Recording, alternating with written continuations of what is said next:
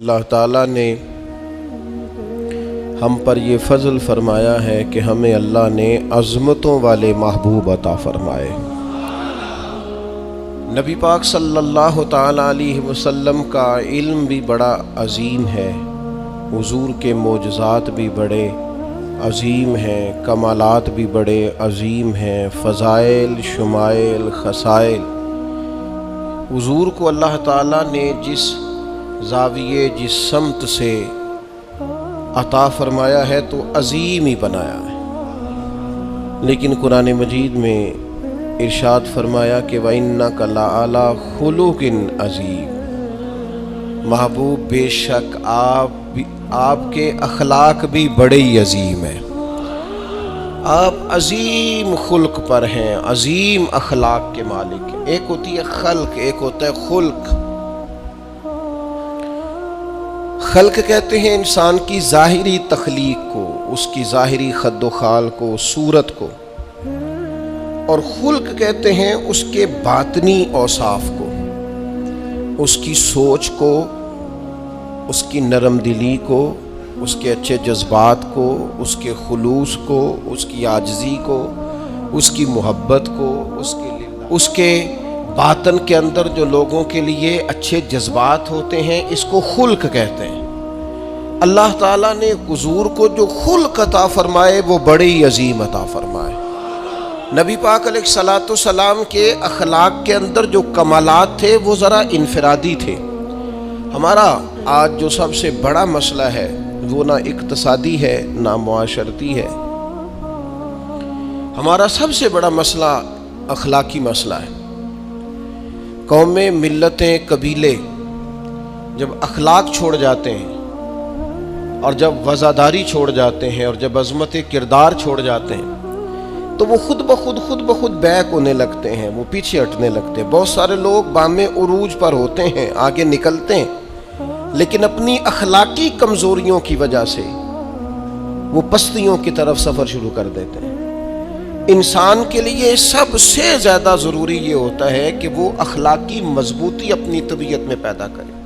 بہت سارے دوست لوگوں سے پیار کرتے ہیں، لیکن بعد میں جب وہ ان کا اخلاقی رویہ دیکھتے ہیں تو خود بخود پیچھے ہٹ جاتے ہیں۔ ایک ہوتا ہے دوست کا ہونا، احباب کا ہونا، ایک اپنے قریبی لوگ بھی، بہن بھائی بھی اور اولاد بھی انسان کی اخلاقی کمزوریوں کی وجہ سے اس سے پیچھے ہو جاتی ہے۔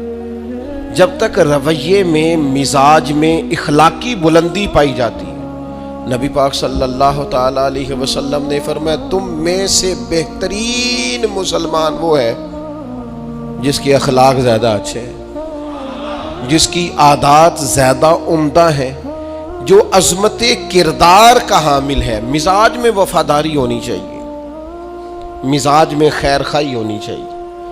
انسان بعض لوگوں کے لفظوں میں عاجزی ہوتی ہے، ویسے وہ عاجز نہیں ہوتے، ملتے بھی جھک کے ہیں، لیکن ویسے عاجز وہ کہتے ہیں میں نے شیشے میں اتار لیا ہے، میں تیز آدمی ہوں، دیکھا میں نے اس کو بھی قائل کر لیا ہے۔ وہ لفظوں کے لحاظ سے، جھکاؤ کے لحاظ سے عاجز ہوتے ہیں، فی نفس ہی عاجز نہیں ہوتے۔ کچھ لوگ جملے کے لحاظ سے، اٹھنے بیٹھنے کے لحاظ سے، آؤ بھگت کے لحاظ سے خدمت گزار ہوتے ہیں، ویسے وہ خدمت گزار نہیں ہوتے۔ کچھ لوگ ایسے ہوتے ہیں جو اچھے جملے ترتیب دے کے کسی کو قائل تو کر لیتے ہیں، اس کو اپنی ہمدردی کا اظہار تو دلاتے ہیں، اشک شوئی تو کرتے ہیں، تسلی تشفی تو دیتے ہیں، ویسے خیر خواہ نہیں ہوتے۔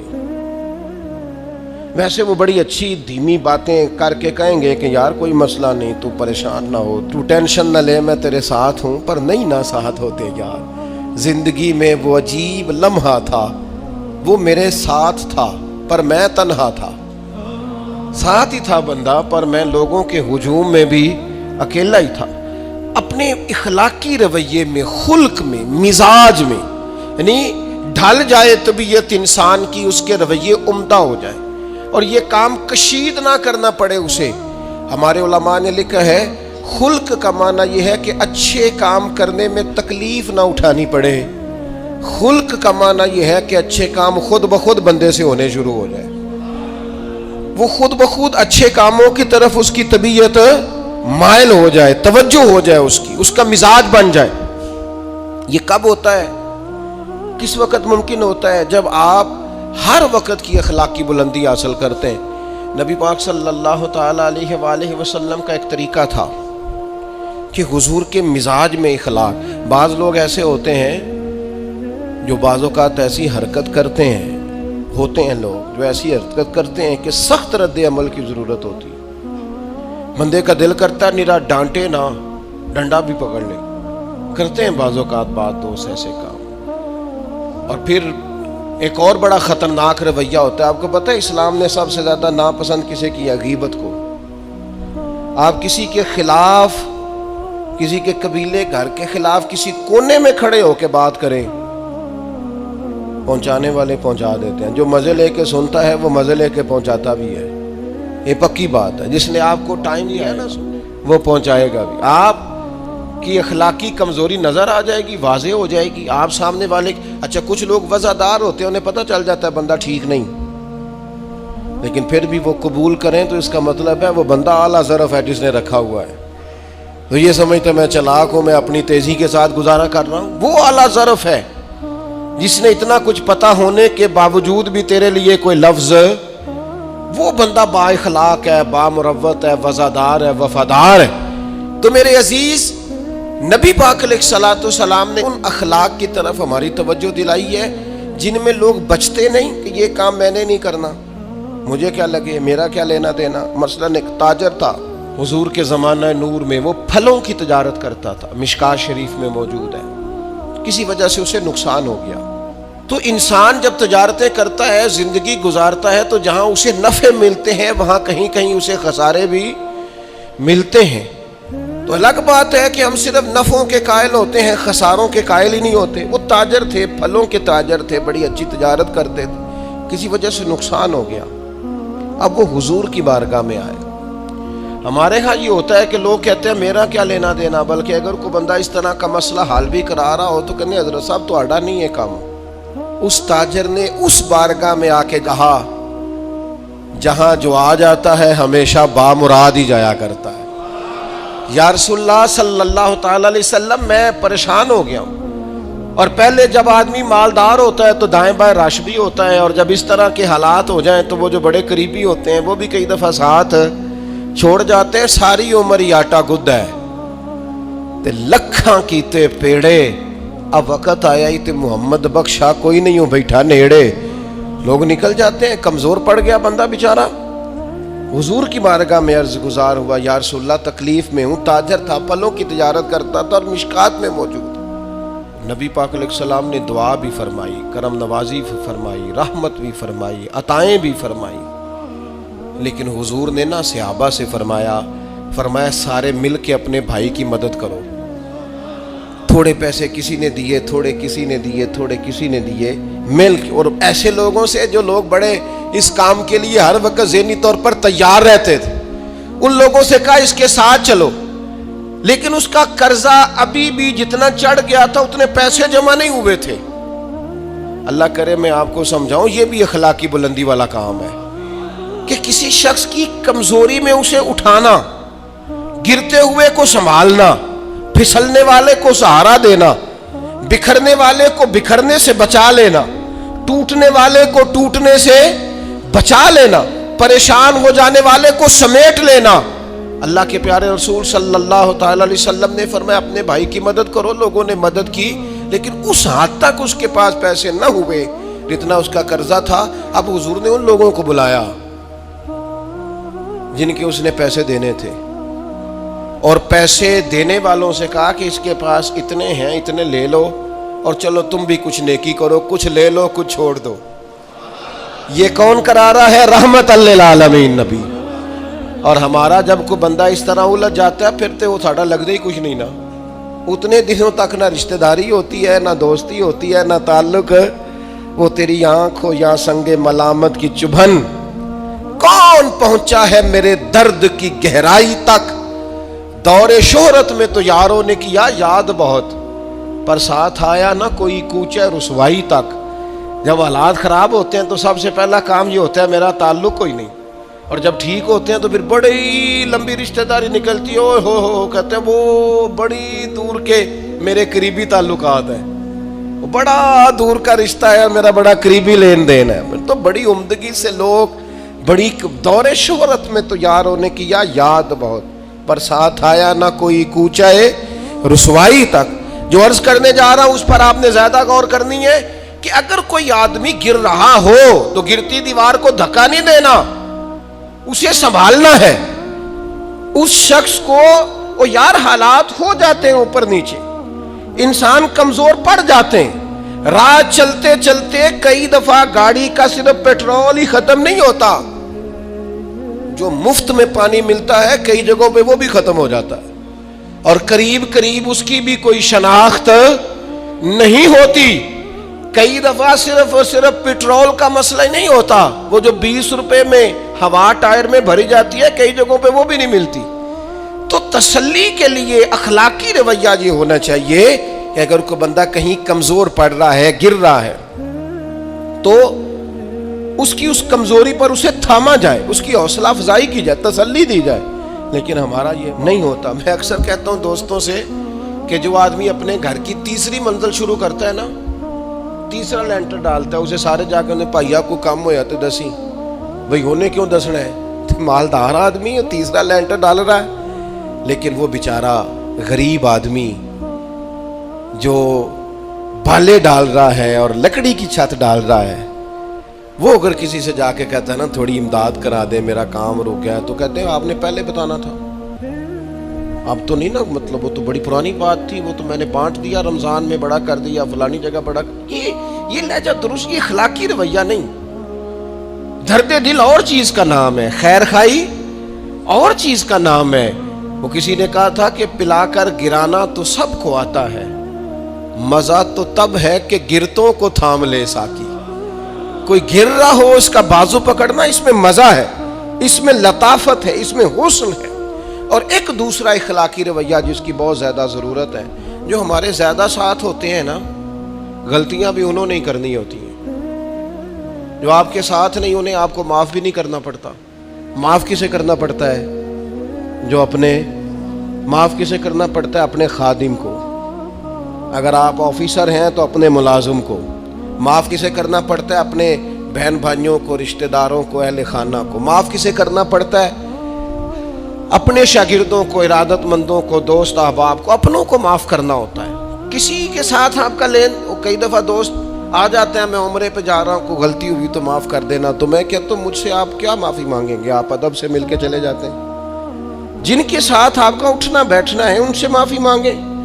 جو زیادہ قریب رہیں گے غلطیاں بھی تو وہی کریں گے نا، جو روز مانتے ہیں، کسی وقت سستی بھی دکھاتے ہیں۔ تو معاف تو کرنا ہوتا ہے اپنوں کو۔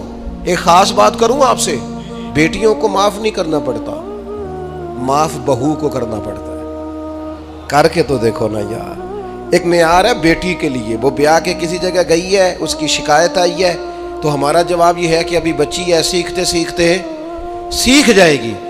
یہ جواب بنائیں بہو کے لیے۔ اگر وہ غلطی کرے، اس کی ساس شکایت کرے، اس کا خاوند شکایت کرے، تو یہ بہو کے لیے بولیں کہ ابھی بچی ہے، سیکھتے سیکھتے۔ یہ بہو کے لیے بات کریں کہ بچی ہے، سیکھتے سیکھتے۔ یہ بہو کے لیے ضرورت ہے اس کی۔ بیٹی کے لیے تو اس کی ضرورت، بیٹی غلطی کرے تو اس کے وکیل بن جاتے ہیں۔ ساری زندگی ساس سسر اپنی بیٹی کے وکیل رہتے ہیں اور اپنی بہو کے جج بنے رہتے ہیں۔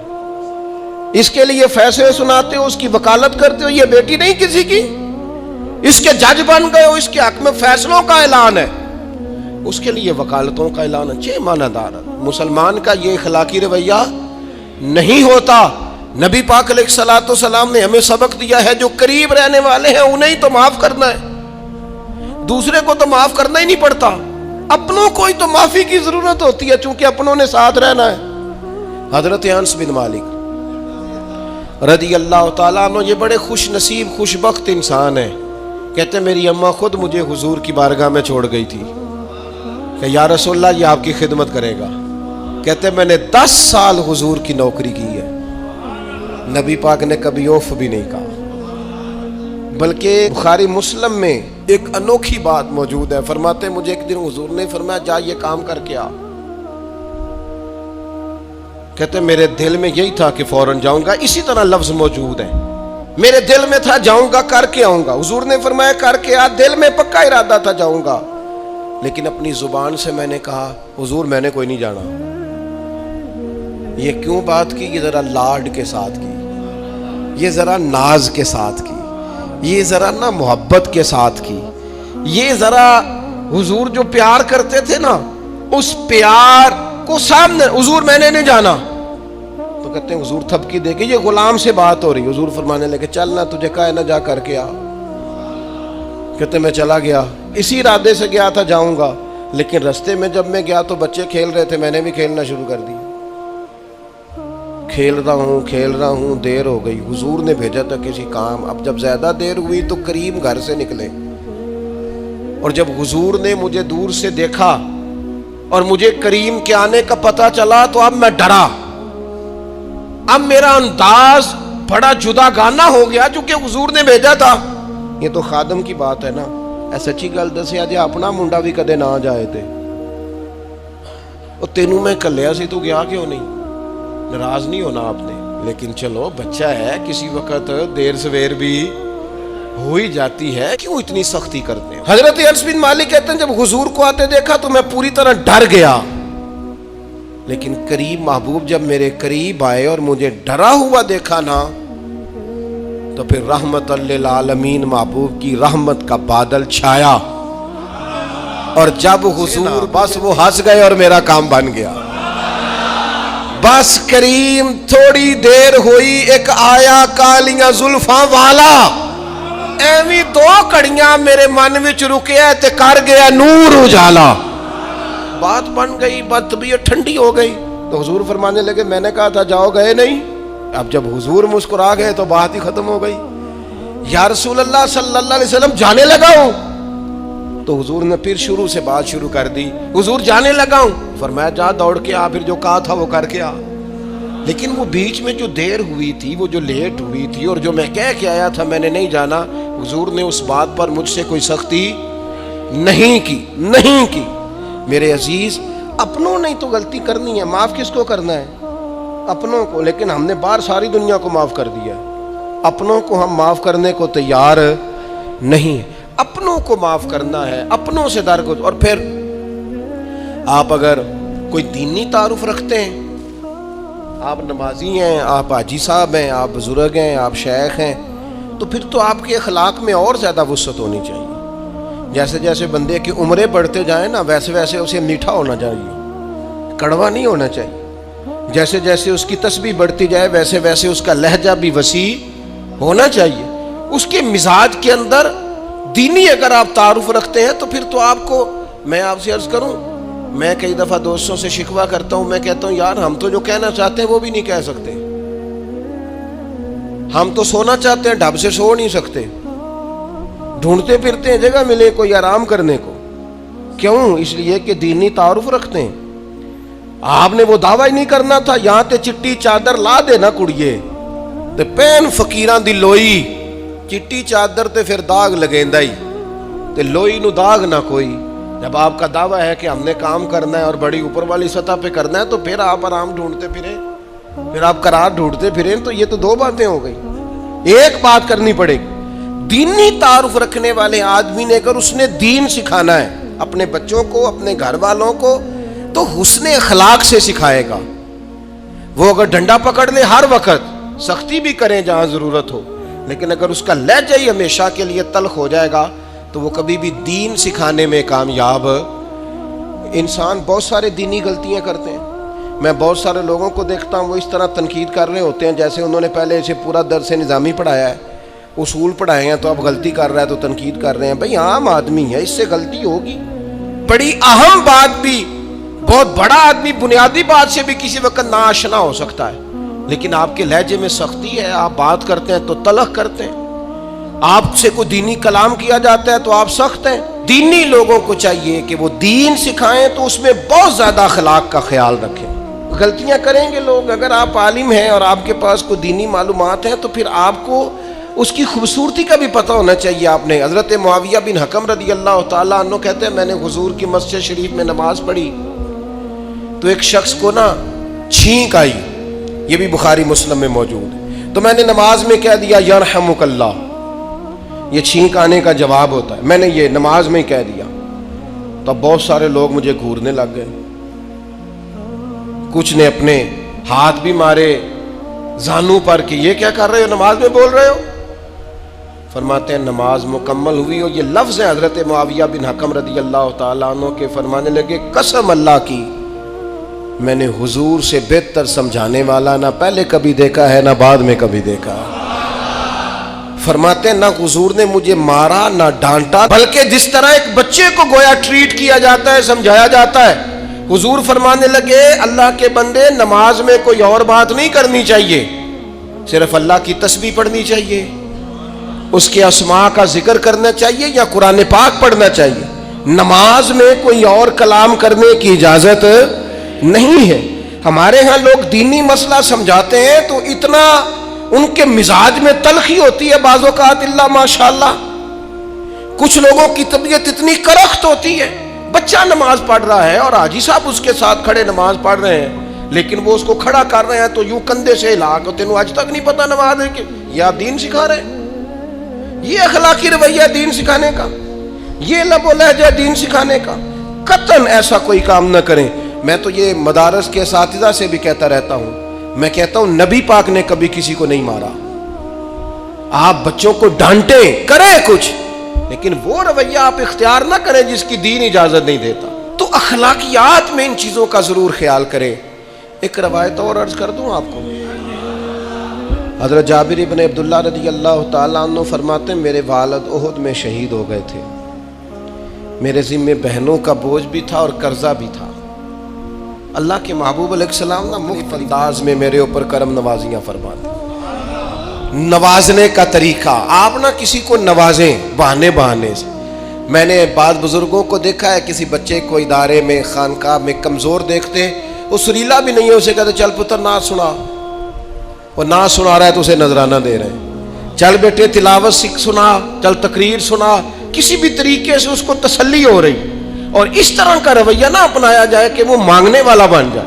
یہ اخلاقی بلندی ہوتی ہے آپ کی کہ آپ کسی شخص کو بہانوں سے نوازیں. اس طرح کا ماحول نہ بنائیں کہ آپ اسے کہیں کہ چونکہ تو کمزور ہے، غریب ہے، فقیر ہے، لہذا تجھے دے رہا ہوں. حضرت جابر ابن عبداللہ فرماتے ہیں، اور یہ بھی آپ کو مسلم شریف میں ملے گا، فرماتے ہیں کہ جنگ میں میں حضور کے ساتھ تھا، میرا اونٹ بڑا کمزور ہو گیا، بیمار ہو گیا، چل نہیں رہا تھا. حضور میرے قریب آئے اور پیچھے آ کے فرمانے لگے اسے بھگاتا کیوں نہیں؟ میں نے کہا حضور بیمار ہے، کیسے بھگاؤں؟ تو نبی پاک نے نا اونٹ کو ایک درہ لگایا اور گویا پیغمبر اعظم نے حکم دیا، نبی رحمت نے، نبی اکرم نے حکم دیا، فرمایا اونٹ بھاگتا کیوں نہیں؟ وہ جو سب سے پیچھے تھا وہ سب سے آگے نکل گیا. واہ کیا جود و کرم ہے شہ بطحا تیرا، اور نہیں سنتا ہی نہیں مانگنے والا تیرا. سرکار نے حکم دیا، وہ اونٹ سب سے آگے نکل گیا. اب حضور گھوڑا دوڑا کے آگے آئے اور فرمانے لگے جابر یہ اونٹ میرے ہاتھ بیچ نہیں دیتا، وہ بیمار تھا، حضور کے حکم سے بھاگا ہے، فرمایا بیچ نہیں دیتا. کہا نہیں یا رسول اللہ ویسے ہی رکھ لیں. فرمایا نہیں میں پیسے دوں گا. یا رسول اللہ آپ کا یہ ہے. فرمایا نہیں آپ قیمت بتائیں. حضور ٹھیک ہے اتنے کا اونٹ ہے، میں مدینہ طیبہ جا کے آپ کی خدمت میں پیش کر دوں گا. حضرت جابر ابن عبداللہ فرماتے ہیں حضور نے مجھ سے اونٹ خریدا. مدینہ طیبہ پہنچ کر نبی پاک صلی اللہ تعالی علیہ وسلم نے سیدنا بلال حبشی سے فرمایا جابر کو اونٹ کی قیمت بھی دے دو اور کچھ پیسے زیادہ بھی دے دو. فرماتے ہیں مجھے اونٹ کی قیمت بھی مل گئی، کچھ پیسے زیادہ بھی مل گئے. اور جب میں حضور کی بارگاہ میں حاضر ہوا اونٹ پیش کر کے اور قیمت لے کے جانے لگا تو حضور فرمانے لگے جابر قیمت بھی تیری ہے، اونٹ بھی تیرا ہے. نبی پاک نے وہ اونٹ بھی تحفے میں مجھے واپس دے دیا. یہ اخلاقی رویے کی بلندی کہ کسی شخص کی غربت میں اسے نوازنا، لیکن اس طرح کا نوازنا کہ اسے محسوس نہ ہو کہ مجھے امداد دی جا رہی ہے. تو اپنے ان چند ایک اخلاقی رویوں پر ضرور توجہ کریں. ایک تو سب سے جس کو آپ دیکھیں کمزور ہو گیا ہے، گر رہا ہے، پریشان ہے، اس کا ضرور خیال کریں. لوگ بڑے بڑے تیز دوڑتے ہیں، کسی جگہ پھر گر بھی جاتے ہیں. गिरते हुओं को संभालने की कोशिश करें। दूसरी गुजारिश ये की है मेरे अजीज, जो हमारे करीबी लोग हैं उन्हें तो हमने माफ़ करना है, अपनों को ही तो ज़रूरत होती है कि दरगुजर करके अपने साथ रखा जाए, प्यार करके अपने करीब किया जाए। और तीसरी गुजारिश ये है कि अगर आप किसी को दीनी पैगाम देना चाहते हैं तो निहायत मोहब्बत के साथ, निहायत खुलूस के साथ दीनी मसला आप किसी को भी बताएं तो उसे छोटा बच्चा समझकर आप डील करें। शिद्दत ना इख्तियार करें दीन बताने में, वो लहजा इख्तियार ना करें जिस लहजे में महसूस हो कि आप खुद बाअखलाक नहीं है तो आप किसी को क्या समझाएंगे। और चौथी गुजारिश ये की है, जब किसी की मदद करें उसे रुसवा करके नहीं, किसी की फैली झोली देखकर खुश होकर नहीं, बल्कि आप एजाज़ भी उस शख्स को अता करें और रवैया इस तरह का इख्तियार करें जिसमें महसूस हो कि उसकी इज्जत नफ्स मजरू नहीं हुई। इन चीज़ों को पेश नज़र रख के जब इखलाकी बुलंदी हम हासिल करेंगे ना, एक मैं और बात बड़ी ज़रूरी आपकी खिदमत में अर्ज़ करूँ, जो आदमी भी अपने आप को बड़ा समझता है, वो माली तौर पे बड़ा है, इल्मी तौर पर बड़ा है, ओहदे के तौर पे बड़ा है, कबीले के तौर पे बड़ा है, ख़ानदान में बड़ा है, वो किसी भी मकाम पर किसी भी अंदाज में बड़ा है, अल्लाह ने फजल किया वो बड़ा हो गया, उसे समझ आ गई है कि कुछ लोग मेरी बात सुनते हैं, मेरा फैसला मानते हैं, तो वो अच्छी तरह समझ ले कि अगर वो अल्लाह के फजल से उसे कोई मौका मिल गया बड़ा होने का तो वो अपने अखलाक को बड़ा करे, फिर अपने किरदार को बड़ा करे, फिर अपने हौसले को, ज़रफ़ को और अपने जहन को बड़ा करे। इसलिए कि आप अपने किरदार की और हौसले की बुनियाद पर बड़े बनेंगे। सिर्फ ये कि 2-3 आपके नाम के साथ अलकाबात लग जाएं और चंद लोग आपको सलूट करने लग जाएं, इससे नहीं पता चलेगा कि आप बड़े हैं। किरदार व अमल से खुशबू आएगी तो पता चलेगा आप कितने बड़े हैं। अल्लाह ताला हमें समझने की तौफीक अता फरमाए।